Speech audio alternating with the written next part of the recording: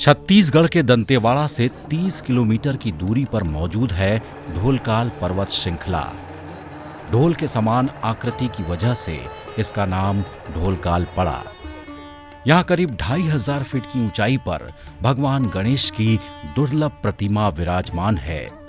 एक हाथ में फरसा, एक हाथ में टूटा हुआ दांत, अक्षमाला और एक हाथ में मोदक भी है। खास बात यह भी है कि भगवान गणेश की ये दुर्लभ प्रतिमा आयुध रूप में विराजित है।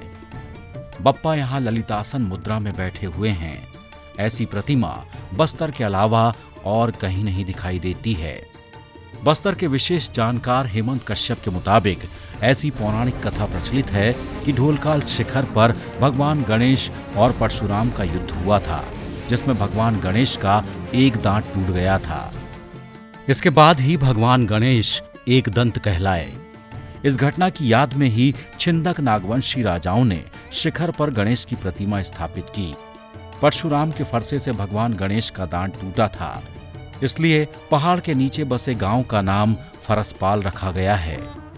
ऐसा कहा जाता है कि भगवान शिव से मिलने नंदीराज पर्वत में परशुराम जी आए थे। उस समय गणेश जी पहरेदारी कर रहे थे। उन्होंने कहा कि मैं भगवान शिव से मिलना है, लेकिन गणेश जी ने कहा कि वे भी तपस्या लीन है और वे अभी किसी से नहीं मिलेंगे।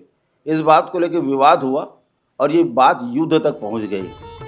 दक्षिण बस्तर के भोगा जनजाति आदिवासी परिवार अपनी उत्पत्ति ढोलकट्टा ढोलकाल की महिला पुजारी से मानते हैं। सबसे पहले ढोलकाल पर्वत में चढ़कर भोगा जनजाति की महिला ने ही पूजा पाठ शुरू किया। कहते हैं सुबह सुबह इस महिला पुजारी के शंखनाद से पूरे ढोलकाल शिखर पर आवाज गूंजती थी।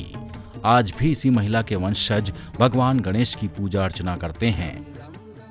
कि एक मुक्ते नाम की एक महिला जो थी इस गणेश की पूजा करती थी, और जब वो शंख की फूंकती थी अपने पूजा करने के बाद तो पूरा गांव जागता था। बस्तर के जानकार संजीव पचौरी बताते हैं कि इस प्रतिमा को दंतेवाड़ा क्षेत्र के रक्षक के रूप में पहाड़ की चोटी पर 11वीं शताब्दी में छिंदक नागवंशी शासकों ने स्थापित किया था। गणेश जी के आयुध रूप में हाथ में फरसा इसकी पुष्टि करता है। यही वजह है कि इसे नागवंशी शासकों ने इतनी ऊंची पहाड़ी पर स्थापित किया था। नागवंशी शासकों ने इस प्रतिमा का निर्माण कराते समय गणेश जी की प्रतिमा पर नाग को अंकित किया है। प्रतिमा अपना संतुलन बनाए रखे, इसलिए शिल्पकार ने जनेऊ में संकल का उपयोग किया है। यह एकमात्र प्रतिमा है जिनके हाथ में अपना टूटा हुआ दांत लिए हुए हैं। वो दूसरा, उनके पेट पर एक शेषनाग का होना और एक जनेऊ के बदले एक जंजीर का होना, ये एक विशेषता पैदा करता है कि इस तरह की जो मूर्ति है, जो विश्व में एकमात्र मूर्ति है और प्राचीन काल की है। ये भगवान गणेश की प्रतिमा इंद्रावती नदी के तलहटी में पाए जाने वाले पत्थरों से बनी है। इसे 2 वर्ग मीटर क्षेत्र में पहाड़ की चोटी पर स्थापित किया गया है। बैलाडीला पर्वत श्रृंखला की ये सबसे ऊंची चोटी है। इसकी बनावट और नक्काशी से पता चलता है कि 11वीं शताब्दी में भी इतनी उत्कृष्ट कलाकृति बनती थी। हर साल गर्मी के दिनों में इसी पर्वत के नीचे मौजूद फरसपाल गांव में 3 दिन तक मेला लगता है।